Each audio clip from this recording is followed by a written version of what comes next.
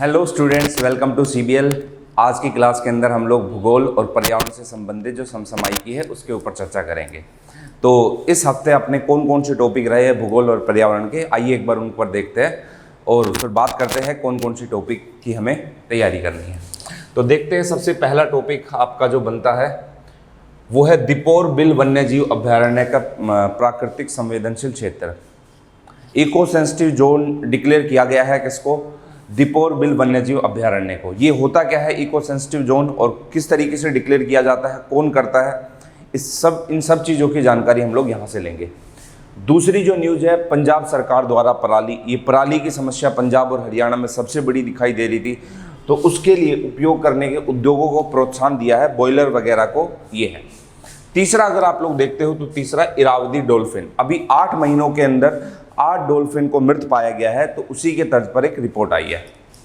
Last आपकी news दिखाई देती है सांबर झील का संकुचन, जो राजस्थान की सांबर झील है, जयपुर से कुछ 80 किलोमीटर की दूरी पर उसका संकुचन हो रहा है राजस्थान के अंदर। तो उसके क्या प्रभाव पड़ रहे हैं, क्या नेगेटिव है, सरकार क्या कदम उठा रही है, राजस्थान सरकार के क्या कदम है, उनके ऊपर हम लोग एक बार डिटेल के अंदर चर्चा करेंगे। तो चलिए शुरू करते हैं आज की पहली क्लास, पहले टॉपिक से देखते हैं दीपोर बिल वन्यजीव अभ्यारण्य का पारिस्थितिकी संवेदनशील क्षेत्र। अब मैं आप लोग को थोड़ा सा बता देता हूं कि ये दीपोर बिल है क्या और कहां पर है। देखना भाई, दीपोर बिल जो है ये आपको दिखाई देगा कहां पर? गुवाहाटी के दक्षिण पश्चिम किनारे पर स्थित है। ब्रह्मपुत्र नदी भी अगर आप देखोगे तो उससे दक्षिणी भाग के अंदर ये दीपोर बिल वन्यजीव अभ्यारण्य यहां पर सिचुएटेड है। और ये जो दीपोर बिल है ये इस राज्य का एकमात्र रामसर स्थल के अंदर शामिल एक स्थल है। अब यहां पर क्या है कि इस क्षेत्र को पारिस्थितिकी संवेदनशील क्षेत्र या इको सेंसिटिव जोन अधिसूचित कर दिया गया। अब इसका मतलब क्या होता है? देखो क्या था, मैं आप लोग को थोड़ा सा मुद्दा बताता हूं कि अगर आप गुवाहाटी के दक्षिणी भाग में देखोगे तो यहीं से आपकी ब्रह्मपुत्र नदी निकल रही है और यहीं पर सरकार ने क्या प्रस्तावित किया है? दोहरी रेलवे लाइन को प्रस्तावित किया है। रेल परियोजना यहां से निकाली जानी है और यहीं से अगर आप लोग देखोगे तो कुछ विद्युत परियोजनाएं भी यहां पर सरकार के द्वारा प्रस्तावित है। फिर ब्रह्मपुत्र नदी है तो यहां पर आप लोग देखोगे जल आसपास के क्षेत्र के अंदर कूड़ा कचरा भी आता रहता है। तो इसकी वजह से क्या हो रहा है कि एक तो विद्युत परियोजना यहां पर लगाई जानी है, दूसरा क्या है कि ब्रह्मपुत्र नदी आसपास का जो क्षेत्र है वो थोड़ा सा दूषित है। एक चीज आप लोग देखोगे तो यहां पर रेलवे लाइन भी बिछाई जानी है। जब ये सारी की सारी एक्टिविटीज होगी तो पिछले कुछ टाइम पीरियड से ये देखा गया कि ये दीपोर बिल वन्यजीव अभ्यारण्य है, इसके अंदर क्या है कि प्रमुख एक ये हाथियों की भी शरण स्थली है और लगभग यहाँ पर 150 प्रजातियों के जंतु पाए गए हैं। इसमें से एक प्रजाति तो संकटग्रस्त हो गई है, कुछ प्रजातियां जो है विलुप्त प्राय हो गई है, कुछ संवेदन के अंदर आ रही है। और दूसरा एक आप देखोगे तो यहाँ पर सरीसृप सांप की प्रजातियों के अंदर भी कमी आई है। तो धीरे धीरे करते करते कुछ सालों के अंदर क्या हो रहा है कि जो जीव जंतुओं की प्रजातियां है वो कम हो रही है। और उसका सबसे बड़ा कारण क्या देखा गया कि आसपास के क्षेत्र के अंदर जो भी वाणिज्यिक गतिविधियां चल रही है उन वाणिज्यिक गतिविधियों का प्रत्यक्ष या अप्रत्यक्ष रूप से प्रभाव किसके ऊपर पड़ रहा है? इस वन्यजीव अभ्यारण्य के ऊपर पड़ रहा है। तो इस वन्यजीव अभ्यारण्य को पारिस्थितिकी के लिए संवेदनशील क्षेत्र घोषित किया जाए। अब ये पारिस्थितिकी संवेदनशील क्षेत्र क्या होता है उसके ऊपर एक बार हम लोग चर्चा करेंगे, देखते हैं। अब पहले तो आवश्यकता क्यों है? तो मैंने आप लोगों को बताया कि आवश्यकता इसलिए है कि ये जो आर्द्र भूमि है, दशकों से इसके दक्षिणी भाग से गुजरने वाले रेलवे ट्रैक जिसको दोहरी लाइन और विद्युतीकरण किया जाना प्रस्तावित है, कचरा फेंके जाने तथा मानव आबादी और वाणिज्य इकाइयों से अतिक्रमण का खतरा मंडरा रहा है। लगातार मानव की जो है प्रतिक्रिया, देखो पर्यावरण और मानव के बीच में कैसा संबंध होता है? सहजीवी संबंध होता है। जिस तरीके से मानव को पर्यावरण की जरूरत होती है इसी तरीके से पर्यावरण को भी मानव की जरूरत होती है, लेकिन किस लिए होती है? बचाने के लिए। लेकिन हमारे जैसे क्या करते हैं, लगातार इसको पारिस्थितिकी को प्रभावित करते जाते हैं और उसकी वजह से जीव जंतु प्रभावित होते हैं। और ऐसा नहीं होता कि अगर वो सिर्फ जीव जंतु प्रभावित हो रहे हैं, हमारी जो आजीविका है प्रत्यक्ष या अप्रत्यक्ष रूप से कहीं ना कहीं पर्यावरण पर भी डिपेंड है। तो हम कहीं ना कहीं डायरेक्टली और इनडायरेक्टली अपने ऊपर ही वो प्रभाव डाल रहे हैं। तो ये रेलवे ट्रैक गुजरना, यहाँ पर कचरा फेंका जाना, मानव आबादी का लगातार हस्तक्षेप, वाणिज्यिक गतिविधियां लगाया जाना, तो यहाँ पर ये सारी की सारी चीज़ें देखी गई है। तो इन भागों को देखते हुए, इन चीज़ों को देखते हुए यहाँ पर क्या किया गया है कि भाई इसको इको सेंसिटिव जोन डिक्लेयर कर दो आप। चलिए तो अब बात करते हैं कि इको सेंसिटिव जोन इसकी आवश्यकता क्यों है, क्यों इसको डिक्लेयर किया गया है। आगे बढ़ते हैं।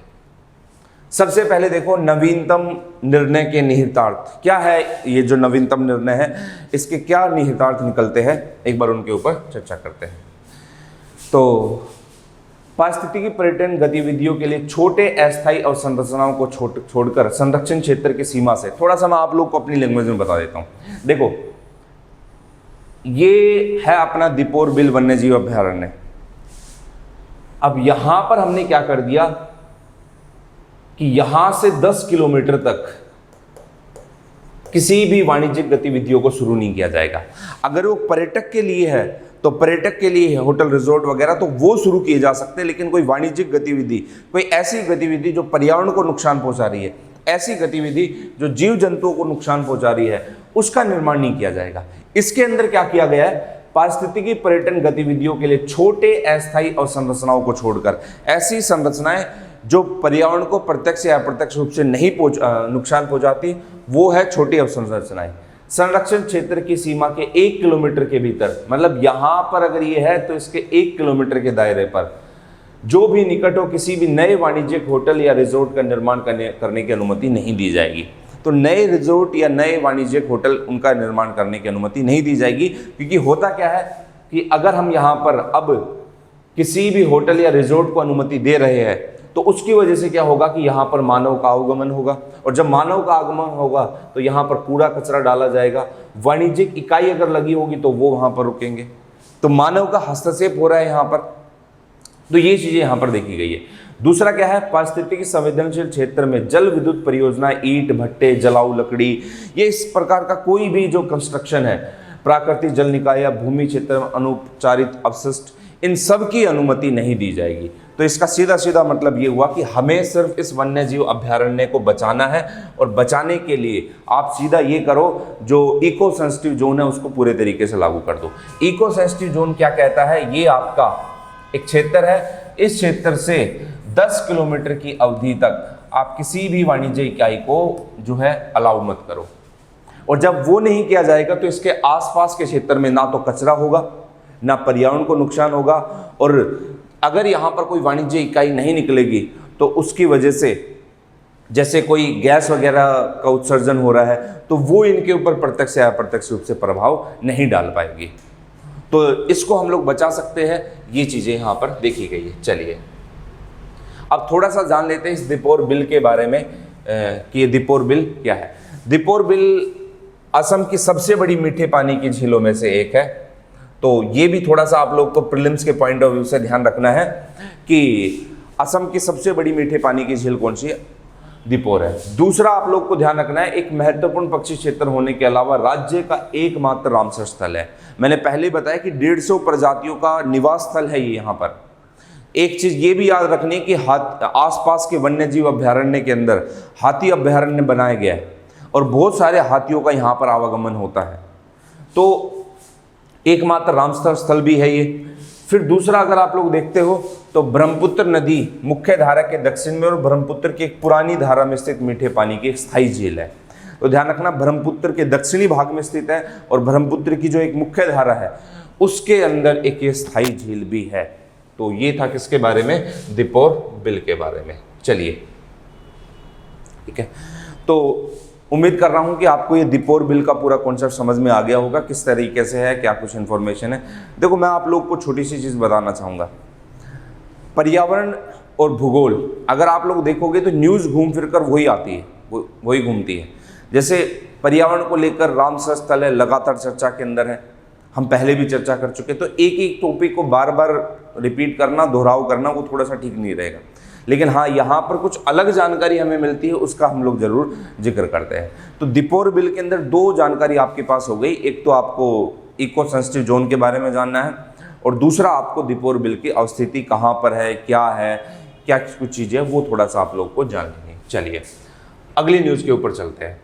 अगली न्यूज़ जो है वो पंजाब सरकार द्वारा पराली के उपयोग करने पर उद्योगों को प्रोत्साहन। देखो, सुप्रीम कोर्ट का भी निर्णय आया था और सुप्रीम कोर्ट के निर्णय ने भी पंजाब और हरियाणा के क्षेत्र के अंदर पराली जलाई जाती थी उसके ऊपर रोक लगाने को लेकर बात की थी।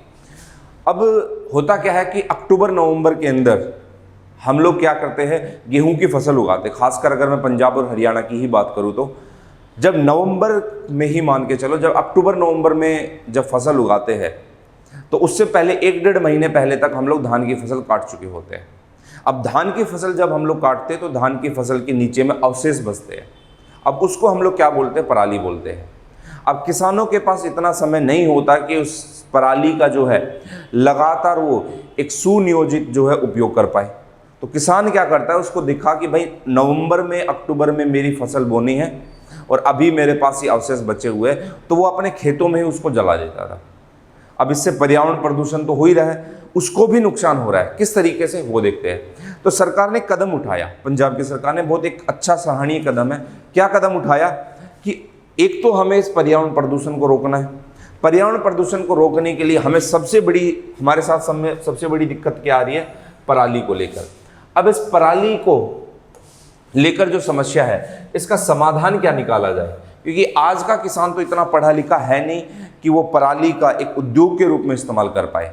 तो सरकार ने यहाँ पर क्या किया कि वित्तीय प्रोत्साहन हासिल करने के लिए कुछ श्रेणियों के उद्योगों को धान पुआल से चलने वाले बॉयलर स्थापित करने की अनुमति दे दी है। तो यहाँ पर क्या है कि आप पराली लेकर आओ, इस पराली से, छत्तीसगढ़ के मॉडल का भी एग्जाम्पल मैं आप लोग को दूंगा। इस पराली से क्या होगा, कुछ ऐसे उद्योग है जिनके अंदर हमें बॉयलर की आवश्यकता पड़ती है और उस बॉयलर के अंदर हमें ऊर्जा के रूप में कुछ चाहिए, और अगर हम उसके अंदर पराली डाल देंगे तो वो बॉयलर के रूप में, गर्म पदार्थ के रूप में वो काम करेगा। तो वित्तीय प्रोत्साहन हासिल करने के लिए छोटे उद्योग जो है, ऐसे उद्योगों को, कुछ श्रेणियों के उद्योगों को जहां पर बॉयलर चाहिए तो उसको वहां पर पराली उपलब्ध कराई जाएगी। अब होगा क्या कि अगर पराली हम यहां पर उपलब्ध करा रहे हैं, एक तो इनका जो बॉयलर है वो चल पड़ेगा, सरकार की जो वित्तीय प्रोत्साहन जो सेवा है वो पूरी हो जाएगी। फिर दूसरा क्या है, पर्यावरण और बाकी चीज़ों पर नुकसान नहीं हो पाएगा। अब यहाँ पर क्या है, यहाँ पर ये बताया गया है कि पहले आओ पहले पाओ के आधार पर पहले 50 मौजूदा उद्योगों को बॉयलर में ईंधन के रूप में धान की पुआल का उपयोग करने के लिए 25 करोड़ का संचयी वित्तीय प्रोत्साहन किया जाएगा। अब ना केवल पराली का हम लोग उपयोग कर पा रहे हैं, और दूसरा क्या है कि जो उद्योग है, उद्योग को भी हम लोग क्या कर रहे हैं, वित्तीय प्रोत्साहन दे रहे हैं। अब भाई एक जिस व्यक्ति ने उद्योग लगा रखा है उसको ये पता है कि यार मेरा बॉयलर पराली से नहीं तो किसी और से चल जाएगा, मैं बॉयलर का यूज़ नहीं करूँगा, दूसरी किसी चीज़ का यूज़ इस्तेमाल कर लूँगा। तो ऐसे उद्योगों को बढ़ावा देने के लिए पहले आओ पहले पाओ के आधार पर कि आप लोग यहाँ पर आओ और पराली वाले बॉयलर का इस्तेमाल करो और 25 करोड़ रुपए की वित्तीय सहायता दे जाओ। इससे होगा क्या, इससे एक फ़ायदा तो ये होगा कि उद्योग जो है अपने कहीं ना कहीं फल फूल उठेंगे, बढ़ेंगे, पराली का इस्तेमाल एक अच्छे ढंग में होने लग जाएगा, पर्यावरण को नुकसान नहीं होगा। और फिर तीसरा क्या है कि उद्योगों को प्रोत्साहन मिलेगा। एक व्यक्ति जो है जो इसी के चलते उद्योग नहीं लगा पा रहा था, तो चाहे उसको पर्यावरण की तरफ से या किसी भी तरीके से लगाओ, उसको क्या मिल रहा है, उसका कहीं ना कहीं आपको दिखाई देगा कि 25 करोड़ रुपए की प्रोत्साहन राशि मिल रही है, और यही प्रोत्साहन राशि उसको ज़्यादा से ज़्यादा उद्योग लगाने के लिए बढ़ावा देगी। ठीक है, अब देखते हैं गैर राजकोषीय प्रोत्साहन के तौर पर उद्योगों को धान की प्राप्ति के भंडारण हेतु 33 वर्ष तक लीज समझौते के साथ पंचायत उपलब्ध कराई जाएगी। इवन ये भी किया जाएगा कि जो पंचायत भूमि, जिसको सामलात भूमि बोलते हैं, हमारे यहाँ पर पंजाब के अंदर पंचायत भूमि बोल देते हैं, हरियाणा में सामलात भूमि बोलते हैं, पंचायती भूमि को 33 वर्ष तक लीज के लिए उपलब्ध कराया जाएगा। तो इसका सीधा मतलब ये हुआ कि अगर आप कोई उद्योग खोलना चाहते हो तो उद्योग के लिए सरकार वित्तीय सहायता तो दे ही रही है, वित्तीय सहायता के अलावा पंचायत भूमि की भी आपको सहायता मिलती है। तो आप उद्योग को ज़्यादा से ज़्यादा बढ़ावा दे सकते हो, उद्योग आपके फल फूल सकते हैं, आप उद्योग की तरफ ज़्यादा से ज़्यादा जा सकते हो। अब यहाँ पर यह भी देखा गया कि जिन क्षेत्रों में बॉयलर में धान के पुआल का उपयोग ईंधन के रूप में किया जाता है, वहाँ प्राथमिकता के आधार पर बेलर प्रवाहक उपलब्ध कराए जाएंगे। बॉयलर को चलाने के लिए यहाँ पर जो दूसरा है वो है बेलर, वो भी आपको उपलब्ध कराए जाएंगे। इसका सीधा सीधा मतलब ये हुआ कि ये 4 चीज़ें हैं। पहले तो आपको बॉयलर, इसको बढ़ावा देना है। दूसरा क्या है कि उद्योग को बढ़ावा देना है। आप पहले आओ पहले पाओ के आधार पर आपको वित्तीय प्रोत्साहन मिलेगा, पंचायती भूमि मिलेगी। उसके अलावा अगर आप इसको चुनते हो तो बेलर प्रवाहक मतलब जो एक तरीके से प्रवाह होता है वो भी आपको क्या करवाया जाएगा, उपलब्ध कराया जाएगा। तो ये 2 तरीके से फायदा हो रहा है। एक तो क्या है कि यहाँ पर किसानों को इस पराली को इन उद्योगों तक पहुँचाना है। एक क्या है, यहाँ पर उद्योग ज़्यादा से ज़्यादा बढ़े, उद्योग धंधे बढ़े, जिससे रोजगार के अवसर विकसित हो, सृजित हो, वो रोजगार ज़्यादा बढ़े, इसको लेकर भी यहाँ पर बात की गई है। तो एक पंथ 2 काज यहाँ पर हो रहा है कि पराली का उपयोग कर रहे हैं और उससे उद्योग को बढ़ावा मिल रहा है, और उद्योग को बढ़ावा सरकार इस तरीके से दे रही है। ठीक है, चलिए अब आगे एक बार थोड़ा सा और समझते हैं इसके बारे में। महत्व क्या है महत्व, ठीक है। अब महत्व मैंने आप लोग को बताया कि महत्व वैसे बहुत सारे हो सकते हैं, लेकिन नवंबर के अंदर जब गेहूं की फसल उगाई जाएगी तो उस गेहूं की फसल से पहले जो खरीफ की फसल है, जो अक्टूबर नवंबर में काट ली जाती है, अक्टूबर तक काट ली जाती है, तो इस दौरान जो पराली होती है उस पराली जलाने से खतरे से निपटने में मदद मिलेगी। अब इससे मिट्टी को भी का भी उपजाऊपन बढ़ेगा, और दूसरा क्या है, जो सूक्ष्म जीव है उसको भी बचाया जा सकेगा। मैं थोड़ा सा आप लोगों को बता देता हूं एक बार।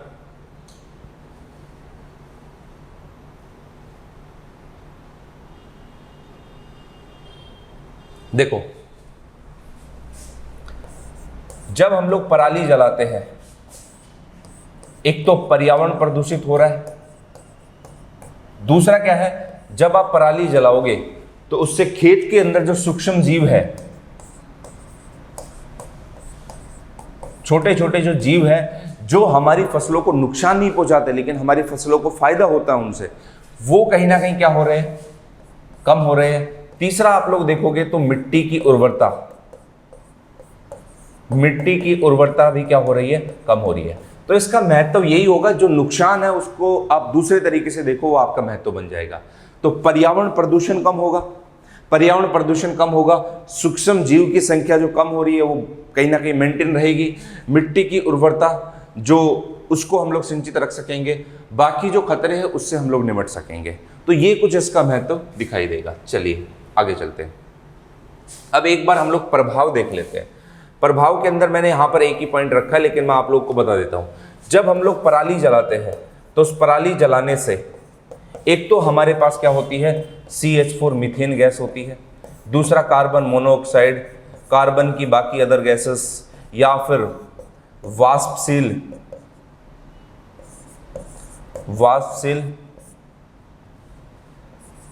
कार्बनिक यौगिक,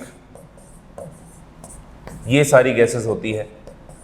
अब ये जो गैसेस होती है इनका उत्सर्जन होता है, और जब इनका उत्सर्जन होता है तो ये हमारे पर्यावरण के अंदर मिलती है, और जब वातावरण में मिलती है तो हमारे पर्यावरण को प्रदूषित करने के साथ साथ बहुत सारी प्रजातियों के लिए ये जैविक खतरा उनके ऊपर मंडराता है।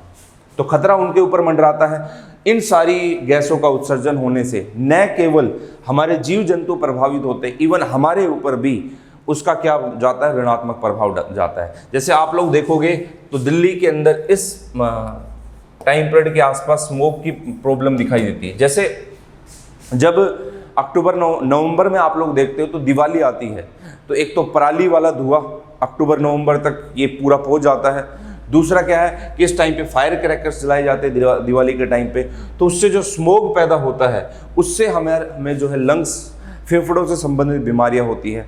इवन अगर आप लोग देखोगे तो ये भी थोड़ी सी रिसर्च की गई है कि आसपास के अंदर जैसे यमुना नदी है उसके अंदर कुछ मछलियाँ वगैरह है, उनकी संख्या भी कहीं ना कहीं कम हुई है। वो पर्यावरण है, और पर्यावरण के अंदर जो डिजोल्ड ऑक्सीजन है वो किसी तरीके से जल के अंदर पहुँच रही है, और जब जल के अंदर ये मैटर पहुँच रहे हैं तो जलीय जीव को भी प्रभावित कर रहे हैं।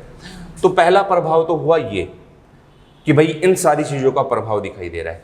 दूसरे प्रभाव की अगर मैं बात करूँ तो होता क्या है, जब हम लोग पराली जलाते हैं तो पराली के अंदर क्या होती है, उष्मा होती है, और जब ये उष्मा होती है तो जलती है, तो खेत में जलाते हैं, तो उससे क्या होता है, जो खेत की नमी होती है उस नमी में कमी आती है, और जब खेत की नमी कम होगी तो उससे जो अगली फसल है उस फसल का उत्पादन कम होगा, फसल को नुकसान होगा।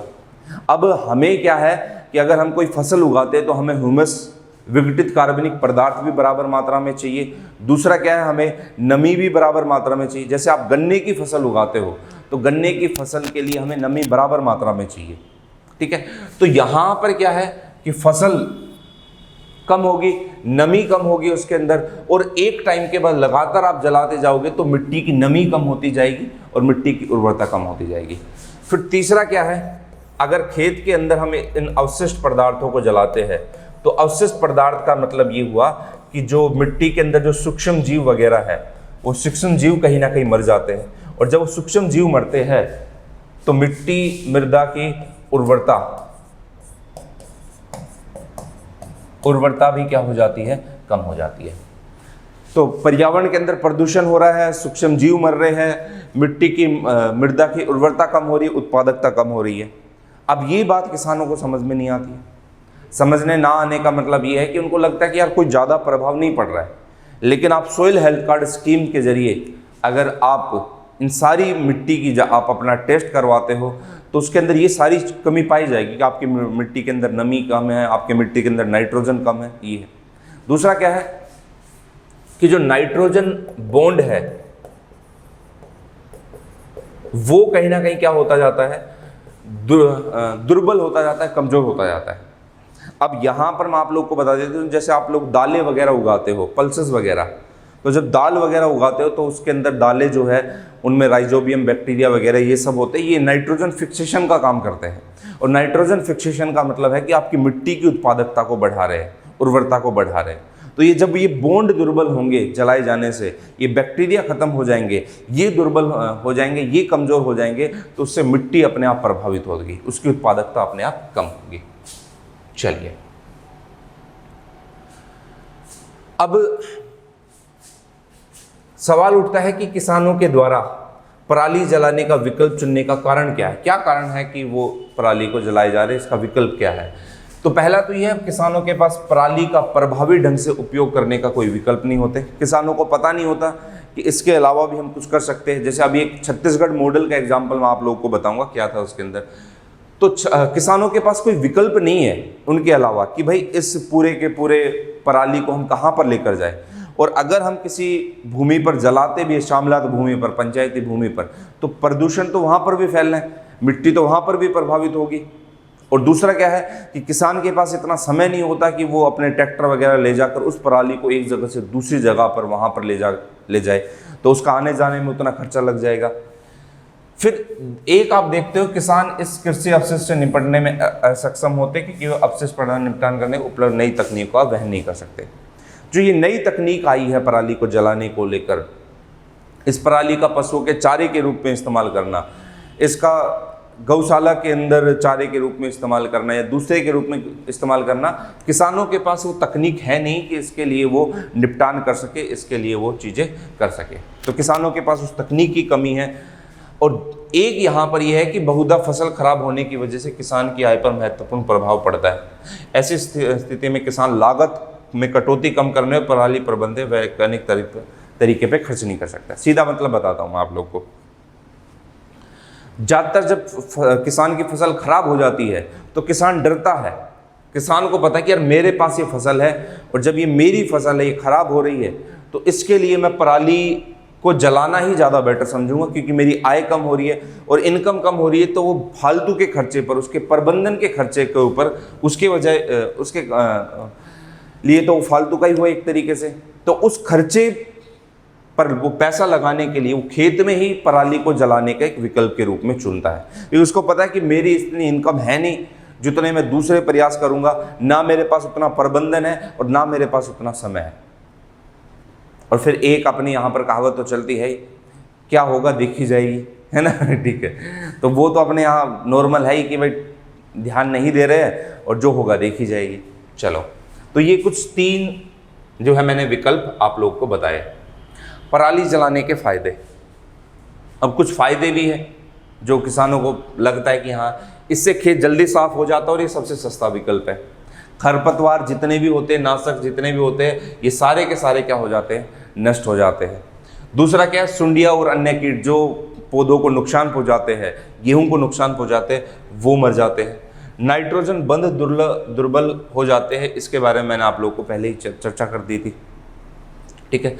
तो खरपतवार वगैरह जल्दी साफ हो जाता है, उतनी मगजमारी कौन करे, और जब जल्दी साफ होगा तो जल्दी फसल उगा पाएंगे, इनकम बढ़ेगी इनकी, प्रबंधन थोड़ा सा मुश्किल है, इनके पास और विकल्प नहीं है। तो ये इन सारी चीज़ों को देखते हुए ये लोग ये करते हैं। और अन्य कीट वगैरह, छोटे छोटे कीट वगैरह जो नुकसान पहुंचाते हैं, वो मर जाते हैं। लेकिन आप एक चीज़ देखो कि यहाँ पर नुकसान ज़्यादा है और फ़ायदा क्या है, कम है। लेकिन किसान को सिर्फ ये फ़ायदा दिखता है, ये वाला नुकसान नहीं दिखता है, क्योंकि हमें तो वो दिखेगा ना जो हमारे सामने है, ठीक है। चलिए, अब पराली जलाने से बचने हेतु जो वैकल्पिक उपाय क्या क्या हो सकते हैं, वो एक बार हम लोग देखते हैं। तो क्या क्या विकल्प हो सकते हैं इसको बचाने के लिए। सबसे पहले तो वही धान की पुआल आधारित बिजली संयंत्रों को बढ़ावा देना। तो बिजली के जो संयंत्र है उसको बढ़ावा दे, जो पुआल के बेस पर चले, बॉयलर उसके बेस पर चले। अपनी जो मशीनें वगैरह है जिसमें ऊर्जा कोयले के इस्तेमाल होता है, उसके लिए हम लोग पुआल का इस्तेमाल करें। दूसरा क्या है कि पुआल अगर मृदा में फसल अवशेष हो, ये पराली जो है इनका अगर मृदा में यूज करे तो इनको टेरिडोफाइट्स के रूप में यूज करें, तो कहीं ना कहीं मिट्टी की नमी में सुधार हो सकता है और बेहतर पौधों की वृद्धि के लिए मृदा के सूक्ष्म जीव विकास को सक्रिय करने में मदद मिल सकती है। एक यहाँ पर क्या है, कृषि अपशिष्ट को कंपोजिट के माध्यम से समृद्ध जैविक खाद में परिवर्तित किया जा सकता है। तो सीधा मतलब ये हुआ कि एक तो हम बिजली संयंत्र के रूप में इसका इस्तेमाल कर सकते हैं। दूसरा क्या है, मृदा में फसल अवशेषों को शामिल करने से, अगर इस मिट्टी को हम फसल के अंदर, इस अवशेष को हम मिट्टी के अंदर ही शामिल कर ले, तो कहीं ना कहीं हमारे पौधों की वृद्धि ज़्यादा होगी, हमारी मिट्टी का उपजाऊपन बढ़ेगा। जैसे कई लोग करते भी है, जब गेहूं वगैरह काट देते हैं तो उसके बाद बचा तो उसके जो निचला हिस्सा होता है, जिसका खूंट वगैरह होता है, उसको ट्रैक्टर से जब बहाते हैं तो वो मिट्टी के अंदर ही मिल जाता है, तो कहीं ना कहीं वो उपजाऊपन भी बढ़ा रहा है। फिर जो कंपोजिट है उसके माध्यम से हम जैविक खाद को भी बढ़ावा दे सकते हैं। और फिर एक यीस्ट प्रोटीन निष्कर्षण जैसे औद्योगिक उपयोग के नए अवसर, और भी बहुत सारे नए अवसर हो सकते हैं, उसकी हम लोग खोज कर सकते हैं। तो ये कुछ तरीका यहाँ पर दिखाई दिया, ठीक है। एक मैं आप लोग को एग्जाम्पल दूंगा किसका, छत्तीसगढ़ मॉडल का। छत्तीसगढ़ मॉडल का क्या एग्जाम्पल है। अभी क्या है कि छत्तीसगढ़ के अंदर लगभग 2000 के आसपास क्या चल रहा है, गोठान चल रहे हैं। अब ये गोठान क्या है, अब वहां पर क्या है, गोठान का मतलब है 5 गांव का समूह या 5 ग्राम पंचायत का समूह। ये 5 गांव के लोग आपस में क्या करते हैं, जो जैविक खाद वाला कॉन्सेप्ट है उसको लागू करते हैं। ये अपने यहाँ पर किसी तरीके से, पंचायत भी उनको ये सुविधा उपलब्ध कराती है, वो अपने यहाँ पर पराली को ले जाकर इस गोठान पे, इस 5 गांव के एक समूह को हम लोग बोल देते हैं गोठान, यहाँ पर इकट्ठा कर देते हैं गोठान को। जब यहाँ पर इकट्ठा करते हैं तो वहाँ पर जो पराली होती है उस पराली को एज ए खाद के रूप में इस्तेमाल किया जाता है, उस पराली को जैविक खाद के रूप में इस्तेमाल किया जाता है, और उस पराली को चारे के रूप में इस्तेमाल किया जाता है। जैसे पशुओं का चारा है, जैसे फॉर एग्जांपल हम कोई हरा चारा है जो पशुओं को खिला रहे हैं, उसको इस पराली के साथ मिलाकर दे दिया जाए, ठीक है। तो इसके तौर पे वो लोग इस्तेमाल कर रहे हैं। तो वो अपने खेत में जलाते नहीं है, किसी तरीके से उस पराली को कहाँ तक पहुँचा देते हैं, इस गोठान में पहुँचा देते हैं, और फिर उसको एज ए खाद के रूप में, चारे के रूप में उसका इस्तेमाल किया जा रहा है। तो इस तरीके से पूरे छत्तीसगढ़ के अंदर 2000 क्या चल रहे हैं, गोठान चल रहे हैं। और ये जो 2000 गोठान चल रहे हैं, इन 2000 गोठान के अंदर पर्यावरण के अंदर, प्रदूषण के अंदर काफ़ी कमी आई है। तो ये कुछ था कि कौन सा मॉडल आपका, छत्तीसगढ़ मॉडल, ठीक है। इसके अंदर एक आगे की राह या ये भी हो सकती है, सरकार को जो है एमएसपी निर्धारित करती है, तो सरकार को ये करना चाहिए कि अगर आप पराली जलाते हो तो पराली जलाने से आपके एमएसपी आपको एमएसपी से वंचित भी किया जा सकता है, एमएसपी के अंदर कमी भी की जा सकती है। तो इससे क्या होगा कि ये हम लोग पर्यावरण को बचाने के लिए कर रहे हैं, तो किसान इस चीज़ को लेकर सचेत होगा कि यार अगर मैंने पराली जलाई और ऐसी सूचना मिली सरकार को तो मेरे भाव पर प्रभाव पड़ेगा, मैं जो फसल उगा रहा हूँ उसके ऊपर प्रभाव पड़ेगा। तो ये कुछ आगे की राह हो सकती है। अगली न्यूज़ देखते हैं, इरावदी डॉल्फिन। ठीक है, अब ये इरावदी डॉल्फिन मैं आप लोग को बता देता हूं,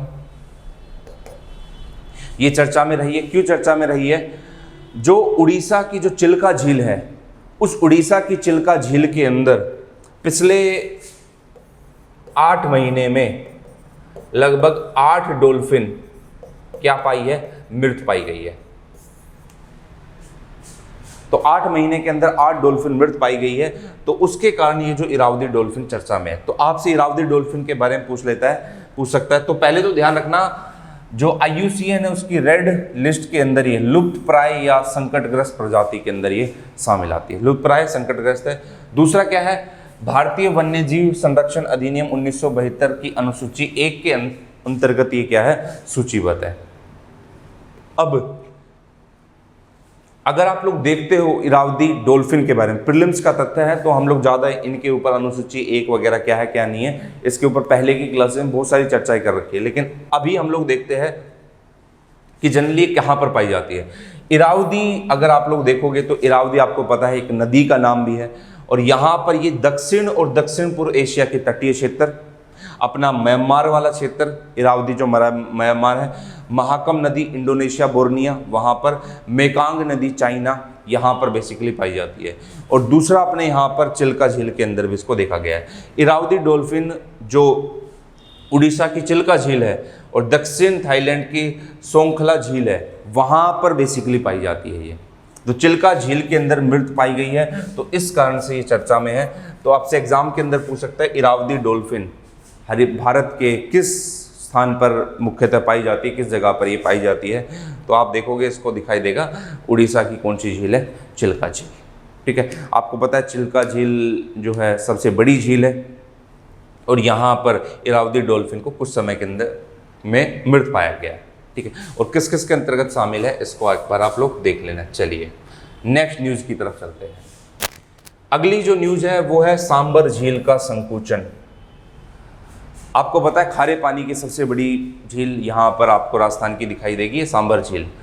तो नमक का उत्पादन भी यहाँ पर होता है, तो इसका संकुचन हो रहा है। संकुचन होने का मतलब क्या है?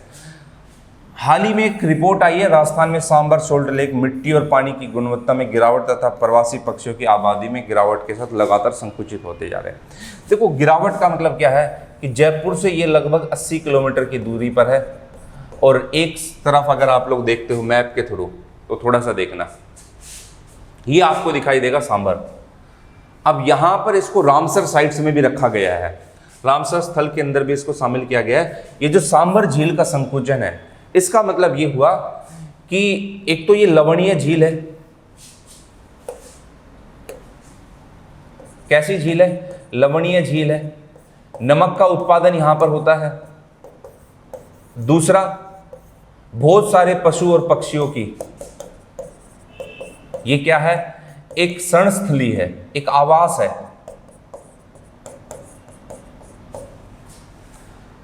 तो यहां पर लगातार यहाँ के पानी की गुणवत्ता में गिरावट, लवण जो है, लवण अगर कम हो रहे हैं तो इस पर डिपेंड रहने वाले जलीय जीव, उनकी संख्या में लगातार क्या हो रही है? कमी हो रही है।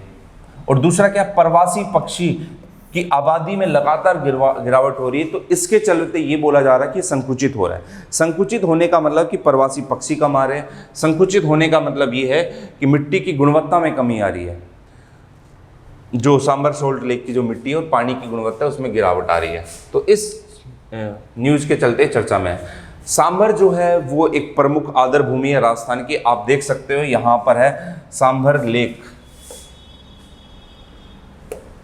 और सांबर लेक के एक साइड अगर आप लोग देखोगे तो एक साइड अलवर का क्षेत्र है, दूसरी तरफ आप लोग देखोगे नागौर है, और एक तरफ आपका जयपुर वाला क्षेत्र है। बिल्कुल मध्य में यहाँ पर सिचुएटेड है कौन सी, राजस्थान की सांबर लेक। ये सब के सब जो है रामसर साइट्स है, आप देख सकते हो।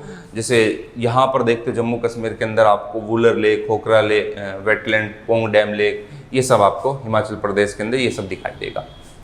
तो यहाँ पर ध्यान रखना, राजस्थान में अगर आप लोग देखते हो तो राजस्थान के मध्य में अवस्थित है कौन सी लेक, सांबर लेक। और राजस्थान के दो ही स्थल जो है वो जिनको रामसर सूची के अंदर शामिल किया गया है, एक सांबर लेक है और दूसरा आपको यहाँ पर दिखाई देगा केवलादेव नेशनल पार्क। ठीक है, आगे चलते हैं। अब सवाल आता है कि ये जो सांबर झील है ये क्यों प्रसिद्ध है, क्यों है ये चर्चा के अंदर, तो थोड़ा सा मैं आप लोग को बता देता हूँ क्यों है प्रसिद्ध, ये देखते हैं। तो सबसे पहले तो मैं आप लोग को बता देता हूँ कि नमक के उत्पादन के लिए देश में सबसे बड़ी निर्माण इकाइयों में एक है। नमक का सबसे बड़ा उत्पादन या तो आपको गुजरात के तट पर दिखाई देगा जहाँ पर लवणीय मृदा, या आपको यहाँ पर आपको दिखाई देगा। हजारों प्रवासी पक्षी यहाँ पर आते हैं। फिर इसको रामसर स्थल में घोषित किया गया है, कब, 1990 के अंदर इसको रामसर स्थल के अंदर घोषित किया गया है। रामसर के बारे में हम लोग पहले ही बात कर चुके हैं। अंतर्राष्ट्रीय महत्व की क्या है, एक आदर भूमि है। फिर अगर आप लोग नदियां देखोगे यहाँ पर, तो कुछ प्रमुख नदियां हैं यहाँ की, जैसे समोद, खारी, मंथा, खंडेला, मेघा, रूपनगढ़, ये 6 नदी का पानी यहाँ पर प्रवाहित होता है। तो ये मेन लेक हो गई और 6 नदी यहाँ की प्रमुख है जिनका पानी यहाँ पर प्रवाहित होता है। और अगला अगर आप लोग देखते हो तो इन 6 नदियों का पानी प्रवाहित होने के कारण जल ग्रहण क्षेत्र के अंदर वनस्पति इसकी क्या दिखाई देगी, ज़्यादा दिखाई देगी। इतनी नदियों का पानी यहाँ पर आ रहा है तो उसकी वजह से यहाँ पर क्या है, एक तो लवणीय नमक ज़्यादा होता है यहाँ पर, इतनी नदी आ रही है तो यहाँ पर जो जलीय जीव है वो आपको ज़्यादा मात्रा में दिखाई देंगे। तो लेकिन यहाँ पर क्या है कि अधिकतर जेरोफाइट प्रकार की जो है वनस्पति पाई जाती है। जेरोफाइट का मतलब होता है कि, जेरोफाइट मैं यहाँ पर लिख देता हूँ, जेरोफाइट प्रजाति। जेरोफाइट का मतलब है कि ज़्यादा यहाँ पर आपको क्या मिलेगी, शुष्क प्रजातियाँ ज़्यादा मिलेगी। मतलब जो शुष्क मौसम के अंदर पारिस्थितिकी के अंदर वृद्धि करती है वो आपको ज़्यादा मिलेगी। जैसे फॉर एग्जांपल राजहंस, पेलिकन या फिर जल पक्षी यहाँ पर आप देख सकते हो। तो ये देश की सबसे बड़ी नमक इकाई है। दूसरा क्या, हजारों प्रवासी पक्षी यहाँ आते हैं, रामसर स्थल में शामिल है। अब ये संकुचित हो रही है, इसका मतलब है कि सीधा सीधा प्रभाव किनके ऊपर पड़ रहा है, इनके ऊपर पड़ रहा है। पर्यटक का भी एक प्रमुख केंद्र यहाँ पर आपको दिखाई देगा कि लोग बाग यहाँ पर तो प्री वेडिंग शूट भी कराने जाते हैं, तो आप भी जा सकते हो। ठीक है, खैर चलिए आगे चलते हैं। मुख्य चिंताएं क्या है, मेन प्रॉब्लम, मेन कंसर्न क्या है वो देखते हैं। पहला क्या है, क्षेत्रफल को नुकसान हो रहा है। भाई जाहिर सी बात है कि अगर ये संकुचित हो रहा है, यहाँ के लवण को प्रभावित किया जा रहा है, तो इसका क्षेत्रफल कहीं ना कहीं कम हो रहा है। और ये देखा गया है कि 30% तक क्षेत्रफल यहाँ पर क्या हो रहा है, कम हो रहा है। स्थानीय लोग की आजीविका है। अब लेक है, लेक पर्यटक का प्रमुख केंद्र है। यहाँ पर लोग नमक का उत्पादन करते हैं। यहाँ पर अगर आप लोग देखोगे जीरोफाइट वगैरह, ये कुछ प्रजातियां यहाँ पर पाई जाती है। तो यहाँ के जो लोकल्स है, जो यहाँ के स्थानीय लोग हैं, उनकी आजीविका इनके ऊपर निर्भर है। और जब इनके ऊपर निर्भर है तो ये संकुचित हो रहा है तो उनकी आजीविका क्या होगी, कम होगी। और प्रवासी पक्षी यहाँ पर आते हैं यहाँ की अनुकूल स्थितियों को देखते हुए। तो जब ये संकुचित होगी, यहाँ पर लवणीय जल कम होगा, तो प्रवासी पक्षी क्या होंगे, कम आएंगे। प्रवासी पक्षियों में उनकी जैव विविधता क्या होगी, कम होगी। अगला क्या है, नए पर्यटक स्थल। यहां पर इसके विकल्प के तौर पे अगर आप लोग देखा जाए तो नए पर्यटक स्थल को आप चुन सकते हो। सरकार ये कदम उठा सकती है कि एक से ये जो है, ये 3 जो है ना, ये नए कदम हो सकते हैं, ये सरकार के कदम हो सकते हैं, ये ध्यान रखना। यहाँ तक तो क्या है, ये चिंता है, ये इसके कदम है। नए पर्यटक स्थल, सरकार को अगर इसको बचाना है, इस सांबर लेक को बचाना है, तो नए पर्यटक स्थल बना सकती है। नए पर्यटक स्थल बनाएगी तो वहाँ पर पर्यटकों की प्रॉब्लम ठीक हो जाएगी। दूसरा क्या है, नमक ट्रेन, सोल ट्रेन जो है एक जगह से दूसरी जगह पर नमक पहुंचाना, उसको सरकार संचालित कर सकती है, जो प्रस्तावित भी है यहाँ पर। फिर इस क्षेत्र को सरकार क्या कर सकती है, संरक्षित कर सकती है, वही इको सेंसिटिव जोन डिक्लेयर करके, या सरकार कुछ योजनाओं के जरिए यहाँ पर फंड जारी कर सकती है। सरकार जिस चीज़ के चलते कमी आ रही है उस चीज़ को यहाँ पर पूरा करवा सकती है। तो ये सरकार के कुछ कदम हो सकते हैं जो सरकार पूरा करेगी। आगे की राह, अब आगे की राह इसके अंदर क्या है, मैंने आप लोग को कदम तो बता दिए। दूसरा क्या है, कई एजेंसियों के विशेषज्ञों को शामिल कर एक सांबर झील विकास प्राधिकरण का गठन किया जाए। साथ ही 3 जिले जयपुर, अजमेर और नागौर के प्रशासन के मध्य उचित समन्वय सुनिश्चित किया जाए। अलवर वो अजमेर है भाई, ठीक है। अब यहाँ पर ये आगे की राह हो सकती कि एक बोर्ड बनाया जाए और उस बोर्ड के अंदर कुछ मेंबर हो, कुछ विशेषज्ञ हो, और वो विशेषज्ञ किसके ऊपर ध्यान दे, इस झील को हम लोग किस तरीके से समृद्ध कर सकते हैं, इस झील को किस तरीके से बचा सकते हैं, और बचाने को लेकर हम इसके ऊपर चर्चा कर सकते हैं, और इसके विकास कार्य के लिए सरकार से फंड की डिमांड कर सकते हैं, ठीक है। फिर तीसरा ये हो सकता है कि जयपुर, अजमेर और नागौर आसपास का जो प्रशासन है उसके बीच उचित समन्वय किया जाए और उसके संरक्षण को लेकर बात की जाए। फिर ये भी हो सकता है आसपास की ग्राम पंचायत भी मिलकर ये कदम उठाए कि भाई इस झील को हमें बचाना, हमारी प्राकृतिक धरोहर है ये, और प्रवासी पक्षियों की आवास स्थली है ये, हमें भी अपने स्तर पर कदम उठाना होगा। लोगों को जागरूक किया जा सकता है, जैसे अभी जागरूकता है नहीं लोगों के बीच में, तो जगह जगह बड़ी बड़ी इस तरीके के होर्डिंग लगाकर सांबर लेक को, तो वहाँ पर लोगों को जागरूक किया जा सकता है। तो इस तरीके की कुछ सूचनाएं यहाँ पर आगे की राह के अंदर अपना सकते हैं। तो चलिए, ये था आज का अपना जो है क्लास के अंदर 4 टॉपिक वाला हिस्सा। अगली क्लास के अंदर फिर मिलते हैं जल्दी अगले टॉपिक के साथ। Thank you.